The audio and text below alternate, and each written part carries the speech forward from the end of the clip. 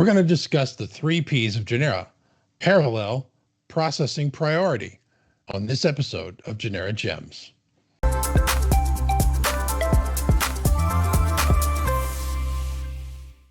Welcome, everyone, to the next edition of Genera Gems. Today, we are discussing the three P's of Genera: parallel, processing, priority. And it's an interesting way, Igor. The way we're going to do this is we're going to show a couple of processes that have priority to them, but one is going to override, if you will, the other one. Can you give a little background on what's this all about?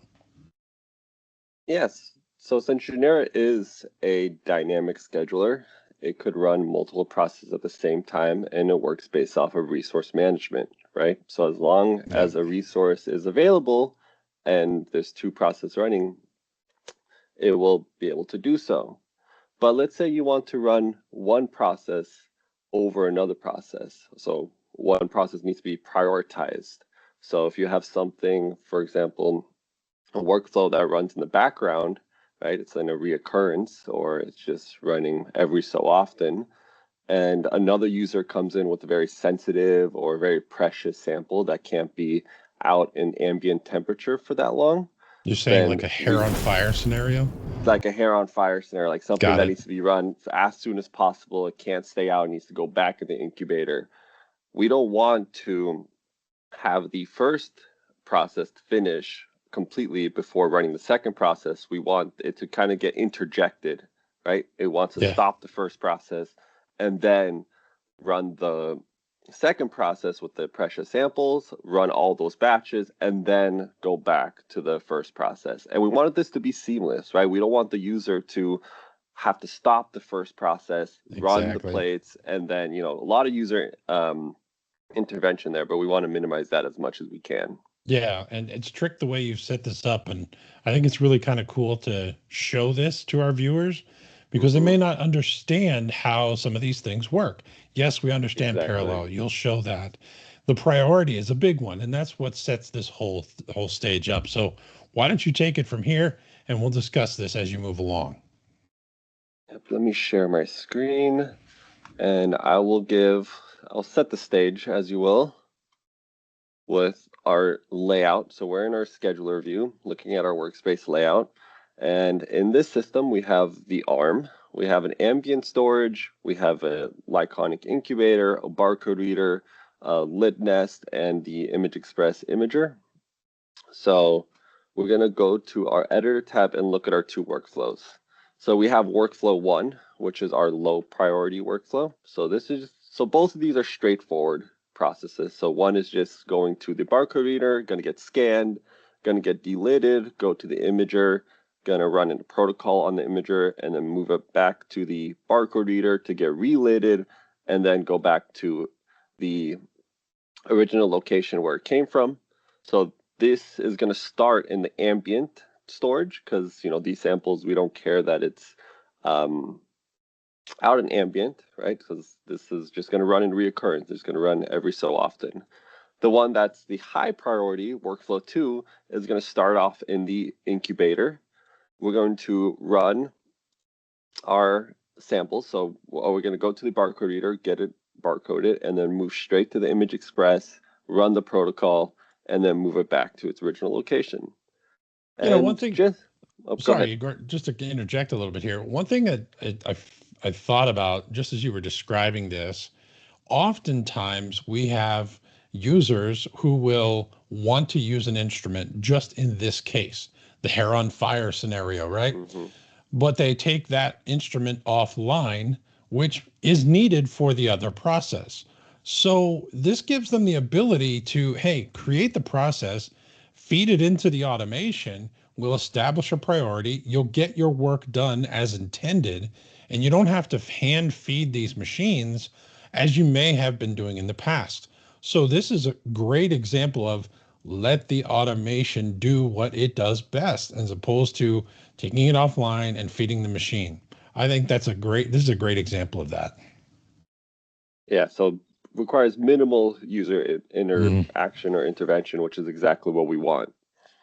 And another way that we're making this more of a surefire process is these bolded lines here. So these are look aheads. So as we can see, it's checked off here. So do you want to give a little background on look aheads, Jeff? Yeah, look aheads. Look aheads give you that, just what they describe, a look ahead to where I need to go. This being the robot in this case. Look ahead, you see the first bold line there after the move. Look ahead to the scanner. And then the scanner, look ahead to the next portion. And then there's another one that says, okay, look ahead to the HTI Image Express reader.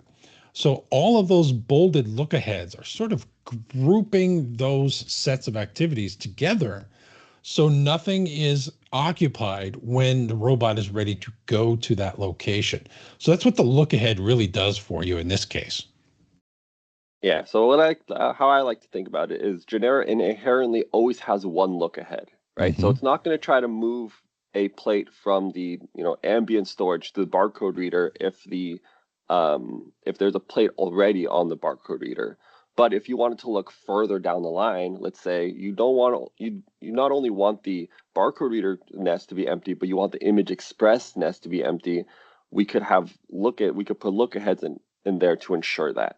Right, and so, right.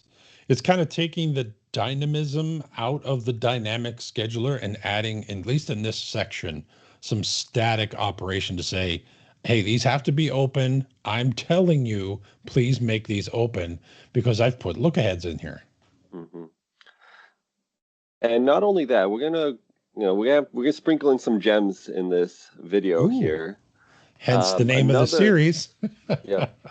Another interesting point here is, so we want to ensure that the labware, where it gets picked up, because we're not really specifying where in the ambient storage, we just care, okay, just pick a plate from the ambient storage.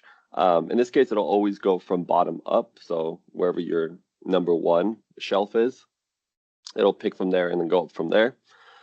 But if we wanted to ensure that it goes back to its original location after it's finished the workflow, so after it gets read, we could go under scheduling here, and we could store the location in a variable. So you can see I have a variable called original location. So we could go to our variable table, go to our original location, and it is a workspace node. So it doesn't really matter what the value is. It could be blank. It could have a default value, such as ambient storage, but it's just going to be changed, right? So after the labware is picked by the labware node, it's going to save the shelf, the exact shelf that it's picked from. And then at the very end here, at the move labware, we're going to move it to the original location. And we could see that the variable is batched. So each batch of the process, so each labware, is going to have a unique value. And I'll show that during when we actually run these processes. So let's get right to it. So that's the background. So workflow 1, which is our low priority, and workflow 2, which is our high priority. So we're going to schedule workflow 1 first. So we're just going to have this running in the background. So we're going to go schedule workflow 1. I'm going to click next. We're going to have a batch of 5 priority 1, and then we're just going to put a reoccurrence here. So we're going to have a repeat when finished, and we're going to have a never end. So we're just always going to run workflow 1 for this example, but in a typical example, you'd have this run, let's say, once a day or twice a day. You can have this run weekly as well in this reoccurrence. Yeah, so let me set the stage again. This is Igor running his process. Mild-mannered Igor doing his thing. And then what'll happen is I'll come in behind him and freak out and need to use the system. So go ahead, keep moving. Exactly. Yep, so we're going to click next, and we're going to click finish. So we could see that low priority is running, and then Jeff, with his hair on fire, comes in, and he's like, I got to run this right now as soon as possible. So let's schedule that workflow 2. So we see that workflow 1 is going through its first batch, but we could go, Jeff comes in, runs workflow 2, which is a high priority, and we're just going to run 2 batches in this case. So this is not going to be running recurrence, it's just a one-time thing, and we're going to set priority to 10. And we're going to start immediately. Yeah, so that's the key. Next, the priority there is the big identifier that you need to look at. Because we've established it as a 10, it has for any resource that's available. this 10 value is going to grab that resource if it's needed. In this case, it is. So remember, the priority is the key. That's part of the 3 Ps. Yep. So we're going to click next. I'm just going to wait a little bit before clicking finish. So we see that plate 2 is running for our workflow 1. So I wanted to pick up plate 3 and we'll see what will happen. So plate 3 is running in workflow 1. Now we're going to schedule workflow 2. So we actually don't want it to run right away because we want it to finish plate 3, right? Because then there'll be deadlocks and it's a very linear system. So once workflow 3 or once plate 3 of workflow 1 finishes, we'll see that we have 2 plates in our STX next nest. So, and we can distinguish the different workflow plates based off the color. So workflow 1 is red and workflow 2 is yellow. And now we can see it's swapped. So workflow 1 is paused and now workflow 2 is going to run. And since it has a higher priority, it's the Genera is going to prioritize that workflow. And so we'll see that, plate 1 is currently running, going to the image express, and then it's going to go right back to the original location of the incubator. And then now plate 2 is going to run. And so if I had 10 plates, for example, it'll run all 10 plates. But for this example, we're just going to run 2.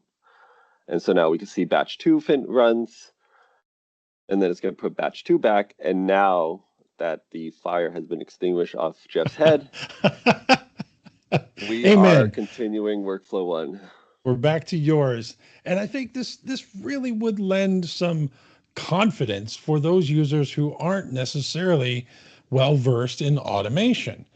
Look, if I was working with Igor and I'm not necessarily familiar with automation, I could say, hey, Igor, can you help me set up this workflow so I can run it as need be and not interrupt anybody else's production?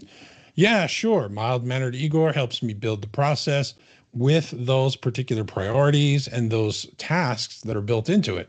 So now I have confidence to get up to the machine and say, I'm going to run priority 10, and I'm going to be able to jump into and pause his process without disrupting it or just destroying it. Yeah, and it doesn't matter where you run workflow 2, right? That's what's so great about this. It could be while it's running, it could be after it's running a plate, it could be before it's scheduled for its next reoccurrence. It doesn't matter as long, the second reoccurrence is running, and I could schedule workflow 2 again, and we could see as long as priority is 10, I could click finish, and now it's good to go. Right? Yeah, so, and it's important to know that we picked 10 just for dramatic effect. That's the top end, but it could be a little lesser number or whatever. As long as it's more than 1, then it would definitely work that way. Yeah, so if you could have 3 processes with 3 different priorities, and it'll do those in order of priority. In order of priority. Yep, and so you can see that it finished the plate for workflow 1, and now it's going to do the 2 plates in workflow 2. One thing I did not mention is there is a little bit more setup when it comes to the batch triggers. Jeff, do you want to give a little bit of background on batch triggers and what they mean and why they're so important in this scenario?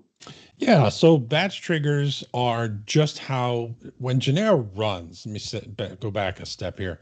When Genera runs, based on the number of batches it has, it will try to sort through it. It's not going to pre-schedule everything, but it will sort through anything that it can put into the system. If you're not using a batch trigger and you say a batch count of 5, it will try to get 5 plates into that system, interleaving wherever a resource becomes available. Now, on a batch trigger like this, where it says the previous batch complete, it's only going to cycle 1 batch at a time before starting the next batch. So we'll cycle through 1, come back, start number 2, start number 3, and it's going to follow the same steps, but it doesn't have to worry about trying to fit 5 into the system as a whole, because you've directed the process, just finish 1 at a time. Now, this is easy in this case because the system only has 1 reader and both processes need the reader.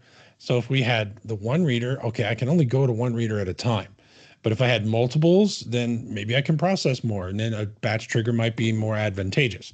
But in this case, it's only 1 at a time, and this helps us use this particular workflow, which is the low priority, to kind of butt into it and jump the queue, is a better term, jump the queue and get the higher priority one in there to finish and then get back to the lower priority.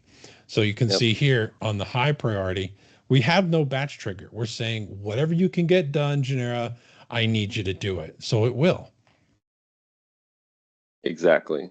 So that's why we need to set the workflow 2 as a batch trigger none and workflow 1 as previous batch complete. Yeah, these kind of act as a flow control for the actual workflow overall. You do have stuff in the control nodes that do act as flow control, but this is kind of globally for the process itself to actually how you're going to process plates. Yeah. And then one last thing before we finish, one thing that I promised in the beginning is if we go to our variables tab, and we can actually see this in the batch chart, we can see that plate 1 ran, plate 2 ran, plate 3 ran, but we can see a gap between plate 3 and plate 4, or batch 3 and batch 4, and that's because of the workflow 2 coming in. So, I might see this gap and might think, okay, someone must have used the system, but that's okay because this timing doesn't really matter to me. Or could you show the other batch in that same times area? Yep. Yeah. So I think there's where that time would actually reside. So I think that's pretty cool. But if we go into our variables, so if we go to our original location variable, we can see that batch 1 comes from shelf 1, batch 2, shelf 2, so on and so forth. So that's what's so great about batch variables is that each batch will have its own variable value, and then it'll make sure that batch 1, it got picked up from shelf 1 and will go back to shelf 1 always.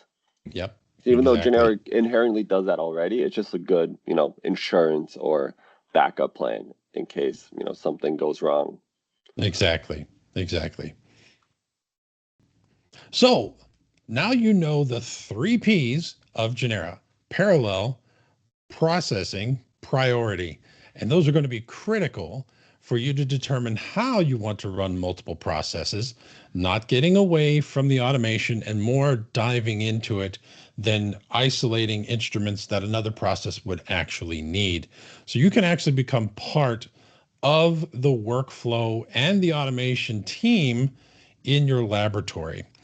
One thing I wanted to mention before we close out this episode is if you like the content, please click the subscribe button, give us a thumbs up, and click the notification bell so you will be notified when we do deploy these videos. And we typically do it on a Tuesday around 11, 12 o'clock. So if you're sitting at your desk having lunch, I would hope you go out for lunch, but in the case if you're not, please wait for the notification, watch the video. Provide comments. We always love comments. Ideas you may have. We love ingestion of ideas. And then because of that, we created our own email inbox called content@readysoft.com. So you can provide feedback on, hey, it would be really cool to see X, Y, and Z. So please provide us that feedback and we will put that in our roadmap of videos to generate and things you'd like to see, because user feedback is important to us and we want to demonstrate how to accomplish what it is you are trying to accomplish. So that'll do it for this episode of Genera Gems, and we will see you on the next one.